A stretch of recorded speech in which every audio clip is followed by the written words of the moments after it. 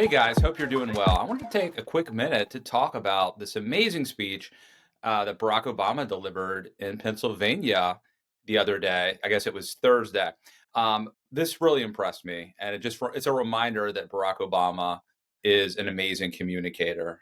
Not every even top politicians can do what he can do, and I think what you're going to see is that he will make these very eloquent points. It's almost like he is surgically saying this type of voter, what is stopping them from voting from Kamala Harris? What message do they need to hear? And then he surgically, precisely delivers that message. It is pretty remarkable, and I think the comparison, the contrast to other politicians will be quite evident. I'm not putting this up to denigrate other normal politicians. I think Barack Obama is kind of a generational talent at doing what he does very well, making these points. And let's start with one, which I think is very important. You have this situation where there are African American, particularly men, who are not voting for Kamala Harris at the rate you would expect Black men to vote for a generic Democrat, even. This is Obama talking to them. You're thinking about sitting out or even supporting somebody who has a history of denigrating you because you think that's a sign of strength, because that's what being a man is, putting women down. That's not acceptable. I saw some people have said that this could backfire, sort of the way that Bill Cosby used to kind of finger wag African American men and lecture them. I'm not so sure about that, and I think that it was definitely worth a shot. That was Obama speaking. I think it was a surprise visit in Pittsburgh. The rest of the clips are mainly from rallies, from a rally that Obama spoke at, and I think he is really getting to some of the big arguments in this race. One has to do, as you probably know, Donald Trump and J.D. Vance and MAGA stress masculinity and manliness. And here Obama is really going to the heart of what does it mean to be a man and attacking that premise pretty much head on. President Biden and Vice President Harris were down there meeting with local officials and comforting families, asking how they could help. And Donald Trump at a rally just started making up stories about the Biden administration withholding aid from Republican areas and siphoning off aid to give to undocumented immigrants. Just made the stuff up. Everybody knew it wasn't true. Even local Republicans said it was not true. And now the people of Florida are dealing with another devastating storm. And I want you to watch what happens over the next few days, just like the last time. You're going to have leaders who try to help, and then you have a guy who will just lie about it to score political points, and this has consequences. Because people are afraid, and they've lost everything, and now they're trying to figure out, how do I apply for help? And some of them may be discouraged from getting the help they need. The idea of intentionally trying to deceive people in their most desperate and vulnerable moments. And my question is, when did that become okay? I'm not looking for applause right now. I want to ask Republicans out there, people who are conservative, who didn't vote for me, who didn't agree with me. I had friends who disagreed with me on every issue. When did that become okay? Why would we go along with that? I mean, if your coworkers acted like that, they wouldn't be your coworkers very long. If you're in business and somebody you're doing business with just outright lies and manipulates, you stop doing business with them. Even if you had a family member who acted like that, you might still love them, but you tell them you've got a problem, and you wouldn't put them in charge of anything. And yet, when Donald Trump lies or cheats or shows utter disregard for our Constitution, when he calls POWs losers or fellow citizens vermin, people make excuses for it. They think it's okay. They think, well, at least he's owning the libs. He's really sticking it to them. It's okay as long as our side wins. And by the way, I'm sorry, gentlemen, I've noticed this especially with some men who seem to think Trump's behavior, the bullying and the putting people down, is a sign of strength. And I am here to tell you that is not what real strength is. It never has been. Real strength is about working hard and carrying a heavy load without complaining. Real strength is about taking responsibility for your actions and telling the truth even when it's inconvenient. Real strength is about helping people who need it and standing up for those who can't always stand up for themselves. That is what we should want for our daughters and for our sons, and that is what I want to see in a president of the United States of America. All right, so obviously that was a pretty long clip. He starts off talking about misinformation having to do with the hurricane, transitions into character, a larger question about character. What kind of person would do that? What kind of person is Donald Trump? How could you, if you're a Republican, a Christian conservative or whatever, how could you support that kind of behavior? And then he ends, I think, on that theme we were talking about earlier about kind of masculinity, chivalry, and the notion that the way that Trump behaves is a model of strength. I think that is very important. And again, these are just surgical operations that Obama's going in.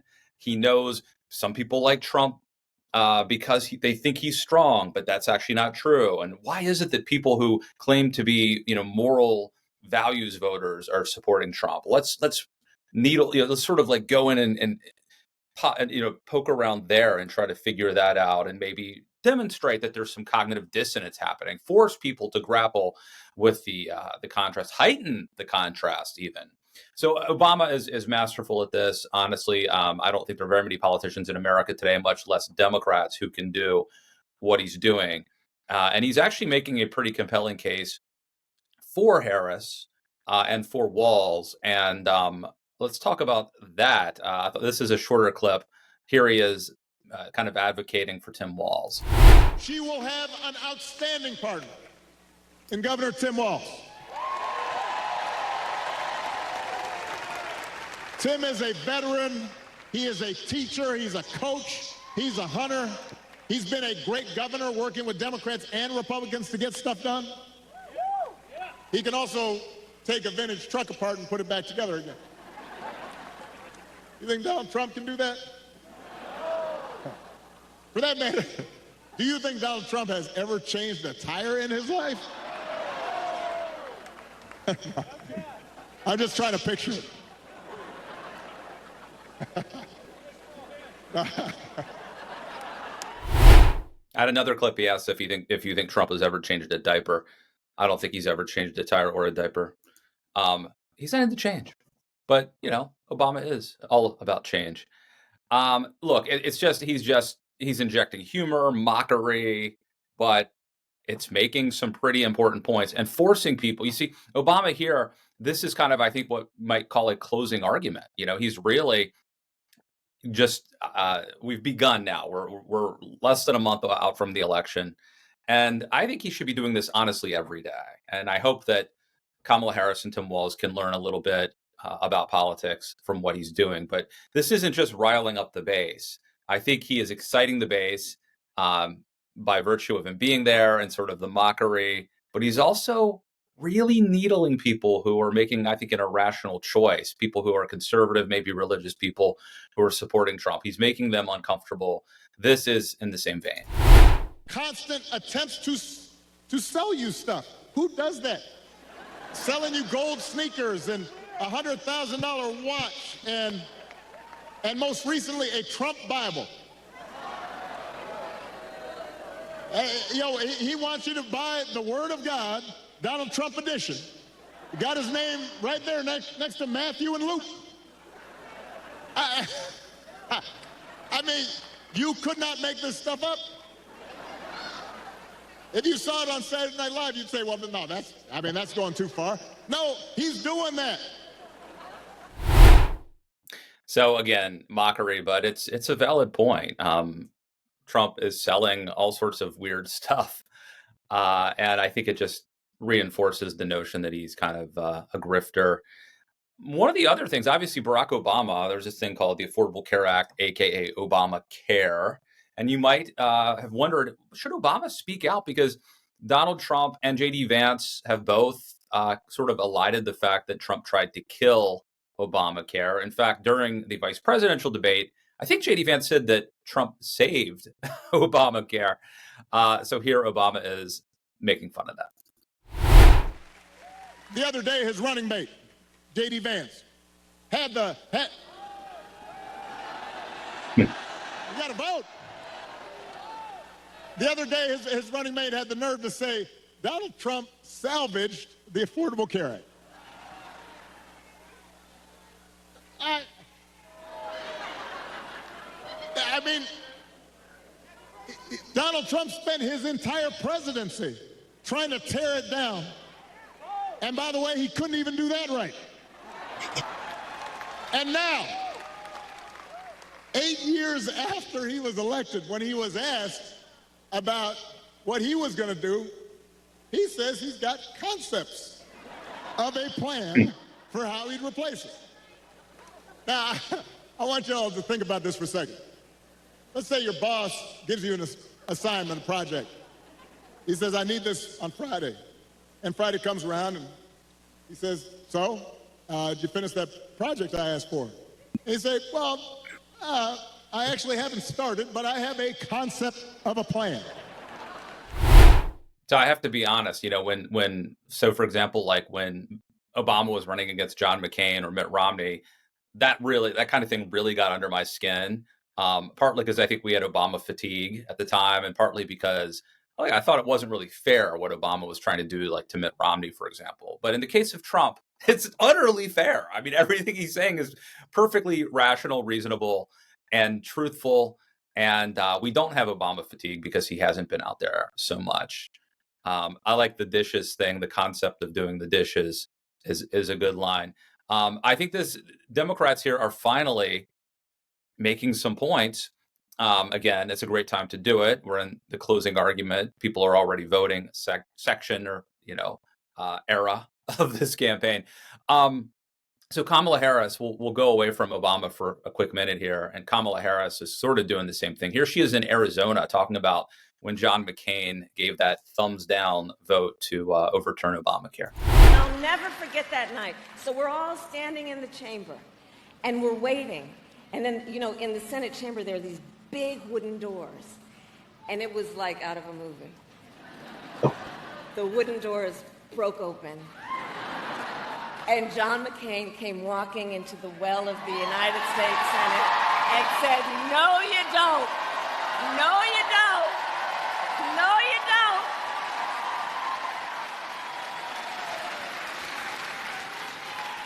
But Donald Trump is trying to get rid of the Affordable Care Act.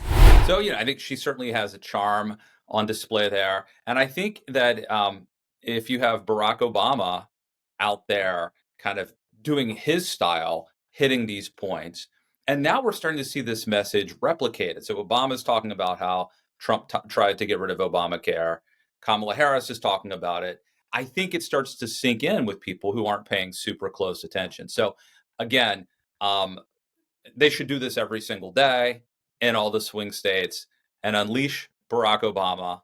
And I think that if they continue to do that they will win. I heard James Carville the other day talking about how you have to create your own weather in politics. And I think what he meant was you have to drive the message. So if you're if you're in a debate, you can try, you get asked a question, you sort of have to respond. You can try to, parry the question or redirect it and answer something. Or if you're doing an interview, same thing.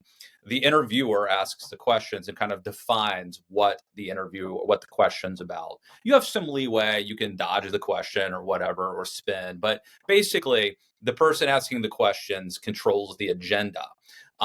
with these speeches and these rallies, the candidates have a chance to kind of create their own weather and drive ideas. And so this is an example, I think, of especially with Obama, of Democrats actually doing that. And if they keep doing it, then I think Kamala Harris will win. My friend Bill Scherer, we've been talking, and he's been making the point that Kamala Harris hasn't really made any big errors, right? And he's talking about, remember, Obama had the gaffe about bitter clingers, clinging to guns and Bibles or whatever. Hillary Clinton obviously had her deplorables line. Mitt Romney had his 51% or whatever, that 47%, I forget what the number was. These huge scandals and gaffes. And Bill Scherer is making the point that, like, well, Kamala hasn't really done that. And I do agree, but I think she's kind of, the danger is it's like a prevent defense, that she's playing it safe. This is like a 50-50 country. Trump is going to win at least 45% of the vote, literally, if he shot somebody on Fifth Avenue. And so it's nice to see once in a while, not just kind of avoiding pitfalls, but also making some, surgical strikes to gin up and excite Democrats, and also really point out the illogical inconsistencies. If you are someone who is like a Reagan Republican or a never Trump conservative that is still going to vote for Trump. At the very least, I think it's good for people to think through, why am I supporting this person? Maybe you still vote for Trump, but I want you to grapple with those questions. Why am I doing it? Is voting for Trump consistent with my values? Is voting for Trump consistent with the way I would want to treat women, or what I want my church to be like? Or if I had an employer or an employee or a coworker who acted like Donald Trump, would I be okay with it? Like, all these questions are healthy. And I'm glad that Obama is kind of, forcing some folks to grapple with it. It is important, of course. I don't think not making mistakes is safe. Like, you can't assume, if you're Kamala Harris, you can't assume we will win by avoiding mistakes. But certainly avoiding mistakes will help you win. It's helpful. And I want to end on a down note, I guess, which is a mistake I think someone made. It's probably not huge, but Gretchen Whitmer, who was the governor of Michigan, charismatic in many ways, but she did this weird, I guess it's like a TikTok video. If you're listening, I'll try to describe it, but we'll watch it first.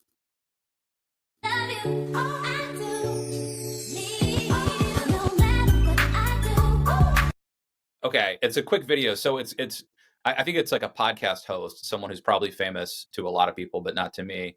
And Gretchen Whitmer is sort of like, so the podcast host is like on her knees, I think, and Gretchen Whitmer is like feeding her something. To a lot of people who saw this, it actually looked sexual. Other people saw this as like a mockery of communion. So it was like a sacrilegious image. And but for people who were really deeply online, very online, I saw Dave Weigel pointed out that this is a parody of a sketch that Stephen Colbert did, where the guy from the TV show The Bear feeds Stephen Colbert pizza, which I don't even understand why that is a meme. But I'm going to show that clip, and you'll see the same exact music is playing.